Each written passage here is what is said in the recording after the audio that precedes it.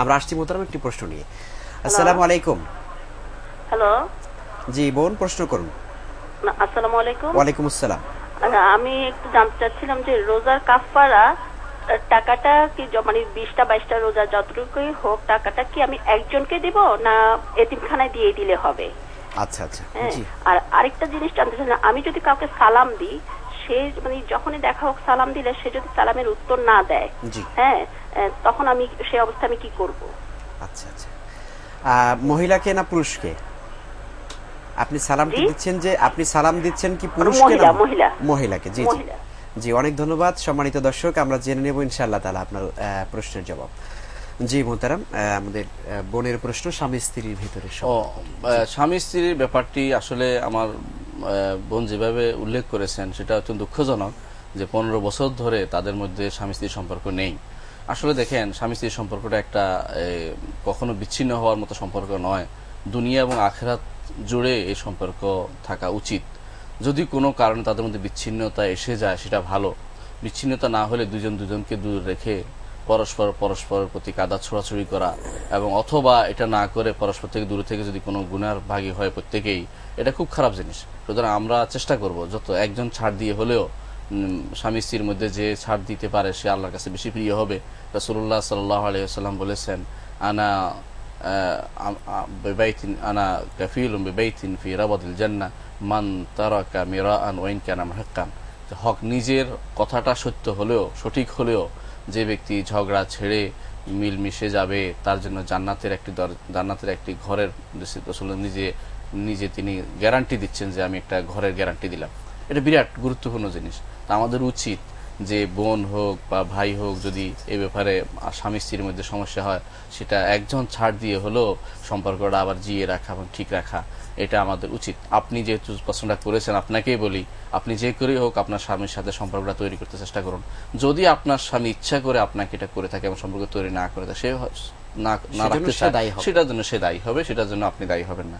আর একটা কথা মনে রাখবেন, আপনার যেহেতু আপনার স্বামী আছে, যত কিছুই হোক তিনি আপনার স্বামী তালাক দেন না, সেহেতু আপনার স্বামীর অনুমতি ব্যতীত আপনিও হজে যেতে পারবেন না।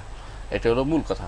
স্বামীর অনুমতি লাগবে, স্বামীর অনুমতি লাগবে। কারণ স্বামীর অনুমতি এই জন্য লাগবে কারণ এইটা শরীয়ত নির্ধারণ করে দিয়েছে যে আপনার একটা বড় অধিকার হলো স্বামীর কথা অনুসারে চলতে হবে আপনাকে। এটা হক, এটা স্বামীর হক আপনার উপর, এটা আপনি খেয়াল রাখবেন। দ্বিতীয় আরেকটা জিনিস, আপনি যাদের সাথে যেতে চাচ্ছেন তারা কেউ আপনার মাহরাম নয়। আপনার বোনের স্বামী আপনার মাহরাম নয়। আপনার বোন থাকলেও সেটা আপনার মাহরাম হবে না, আপনার উচিত হবে না তাদের সাথে হজে যাওয়া। মহিলাদের হজ ফরজ হওয়ার জন্য একটা বড় শর্ত হচ্ছে, একটা শর্ত, গুরুত্বপূর্ণ শর্ত হলো সত্যিকার মাহরামের সাথে যেতে হবে। মাহরাম বানিয়ে নিলে হবে না। আপনার বোন তো পুরুষ নয়, আপনার বোন ভগ্নিপতি আপনার কেউ নয়, মানে এই বাইরের লোক, তারা মাহরাম হিসেবে নয়। সুতরাং আপনি তাদের সাথে হজে যেতে পারবেন না, কোনো ক্রমেই যাবেন না। আপনি যদি হজে যাওয়ার মতো লোক না পান, আপনি কারো দিয়ে হজ করাবেন, আপনার হজটা কারো দিয়ে করাতে পারেন, যে আমি যেতে পারিনি কারো দিয়ে করা। অথবা আপনি যদি কোনো কারোর সাথে যেতে পারেন যে আপনার মাহরাম আছে, তখন আপনার উপর হজ পূর্ণাঙ্গ হজ করতে হবে, নিজে শক্তি অনুসারে হজ, অথবা সে স্বামীকে পাঠাতে পারেন ইচ্ছে করলে। আর যদি আপনার একসাথে যাওয়ার নিয়ত করতে পারেন, ভালো হয়, তাহলে আপনি দুজন একসাথে যেতে পারেন। অথবা আপনার ভাই আছে, আপনার যে আপনার এমন কেউ আছে, ভাতিজা আছে, মানে ভাগ্নে আছে, যাদের সাথে গেলে, ভাগ্না মানে বোনের মেয়ে, বোনের ছেলে আছে ধরেন, এই জাতীয় কারোর সাথে আপনি যেতে পারেন যারা আপনার সত্যিকার মাহরাম, তাদের সাথে আপনি হজ যেতে পারেন।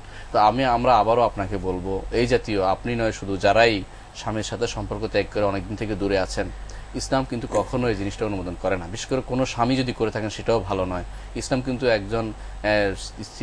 একজন স্বামীকে স্ত্রী থেকে দূরে থাকার জন্য মাত্র 4 মাস সময় দিয়েছে, 4 মাসের বেশি সময় দেয় না। আপনার আমার উচিত হবে যে কোনোভাবে হোক এই ব্যাপারটা খেয়াল রাখা, এবং স্বামী স্ত্রীর মধ্যে এই সম্পর্ক কখনো খারাপ পথে যেতে তো সুযোগ না দেয়া। শয়তান আমাদের মধ্যে বসবাস করেছে, শয়তান যে কোনো সময় আমাদের মধ্যে যে কোনো ফিতনা দিতে পারে, যে কোনো সমস্যা ফেলতে পারে। আল্লাহ আমাদের তৌফিক দান করুন। জি, অনেক ধন্যবাদ সম্মানিত দর্শক বোন, আমরা আশা করছি আপনি প্রশ্নের জবাবটি সুন্দরভাবেই পেয়েছেন। আমরা আশা করব আপনি হজ করার নিয়ত করেছেন। আপনার হজের এই গুরুত্বপূর্ণ কাজের চাইতেও অনেক অনেক বড় গুরুত্বপূর্ণ কাজ হচ্ছে আপনার স্বামীর সাথে আপনার দাম্পত্য জীবনকে সুখময় করা।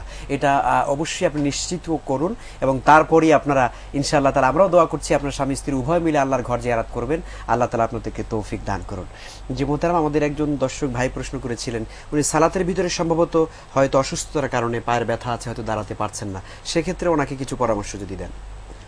কোনো কারণে রাসূলুল্লাহ সাল্লাল্লাহু আলাইহি ওয়াসাল্লাম বলেছেন কোনো কারণে যদি কেউ দাঁড়াতে না পারে বসে পড়বে, বসে না পারে যেভাবে পারবে সেভাবে পড়বে। রাসূলুল্লাহ সাল্লাল্লাহু আলাইহি ওয়াসাল্লাম বলেছেন সল্লি কায়িমান ফাইন লাম তাসতাতি ফাকাইদান ফাইন লাম তাসতাতি ফাআলা জামবিন, তুমি দাঁড়িয়ে নামাজ পড়ো, না পারলে বসে, না পারলে পাশে। তো আপনি যদি বসতে পারেন না, হয়তো সম্ভবত উনি বসার কথাই বেশি বলছিলেন, বসতে পারেন না, তো আপনি যেভাবে পারেন সেভাবে পড়তে পারবেন। এমনকি এটা কোনো দোষের কিছু নয়। রাসূলুল্লাহ সাল্লাল্লাহু আলাইহি ওয়াসাল্লাম তিনি সাইয়্যিদুল খালক, তিনি সবাই আমাদের, তার থেকে আমরা সব পেয়েছি। তিনি একবার ওর থেকে পড়ে ব্যথা পেয়েছিলেন, সে সময় তিনি বসতে পারেননি, তিনি পা ভিতরের দিকে গুঁজে চার জানু হয়ে বসছিলেন।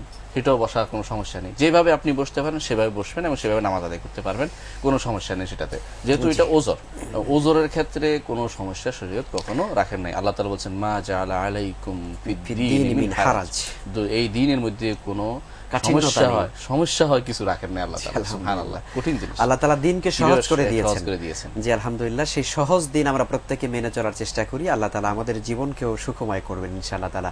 মোহতারাম একজন দর্শক প্রশ্ন করেছিলেন যে অনেকে ঘরের ভিতরে তাবিজ ঝুলিয়ে থাকে, এবং সেই সাথে আমি আরেকটু বাড়িয়ে বলবো যে অনেকে ব্যবসা প্রতিষ্ঠানে ব্যবসার বরকতের জন্য তাবিজ ঝুলিয়ে রাখেন, অথবা শরীরের ভিতরে তাবিজ ব্যবহার করেন। যদিও তাবিজ বিষয়ে আমরা একাধিকবার উত্তর দিয়েছি, একটু সংক্ষেপে যদি বিষয়টি বলেন। আমরা একটি প্রশ্ন নিয়ে আসছি। আসসালামু আলাইকুম। ওয়ালাইকুম আসসালাম ওয়া রাহমাতুল্লাহি ওয়া বারাকাতুহু।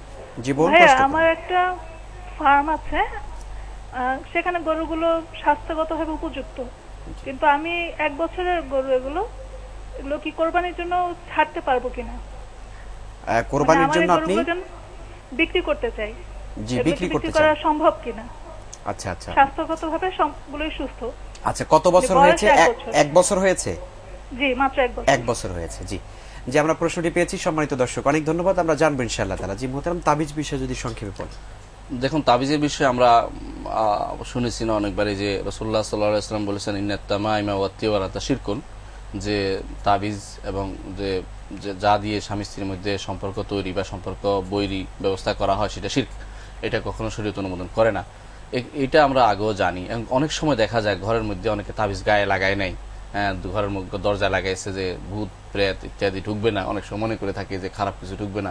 এটাও শরীয়ত অনুমোদন করে না, মূলত এটাও শরীয়ত অনুমোদন করে না। আপনাদের যেটা আমাদের শরীয়তে যেটা আছে যে সকাল বিকাল আমি যে সমস্ত মুআউযিযাত আছে কোরআন সুন্নাহ থেকে, যেগুলি আল্লাহ এবং আল্লাহ রাসূল শিখিয়ে দিয়েছেন, সেগুলি আমরা পড়লেই সেখানে খারাপ কিছু আসবে না। যেমন আমরা বলতে পারি। জি মোহতারাম, আমাদের হাতে সময় আর নেই, আমরা ইনশাআল্লাহ তাআলা শেষ করতে হচ্ছে। প্রিয় দর্শক শ্রোতা, আমরা আজকের আয়োজনে আর কয়েকটি প্রশ্ন ছিল আমাদের দুই একজন দর্শকের, আমরা দুঃখিত আমরা নিতে পারছি না আজকের সময় শেষ হওয়ার কারণে। জি মোহতারাম, অনেক অনেক শুকরিয়া আপনাকে আজকের আয়োজনের পক্ষ থেকে। প্রিয় দর্শক শ্রোতা, আমরা আজকের অনুষ্ঠানে আমাদের জীবন ঘনিষ্ঠ অনেক গুরুত্বপূর্ণ কিছু বিষয়ের সমাধান ইসলামের শরিয়ার আলোকে আমরা জানলাম মোহতারামের কাছ থেকে, বিজ্ঞ আলোচকের কাছ থেকে। আল্লাহ তাআলা আমাদের সকলকে আমাদের প্রাত্যহিক জীবনে, দৈনন্দিন জীবনে এই বিষয়গুলোকে সহিভাবে আমল করে পূর্ণাঙ্গ ইসলামী অনুশাসন মেনে চলার তৌফিক আল্লাহ তাআলা দান করুন, এবং সেই সাথে ইসলামী শরিয়াকে জীবনের প্রতিটি ক্ষেত্রে মেনে চলার তৌফিক আল্লাহ তাআলা দান করুন।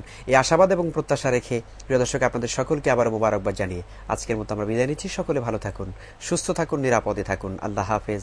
আসসালামু আলাইকুম ওয়া রাহমাতুল্লাহি ওয়া বারাকাতুহু।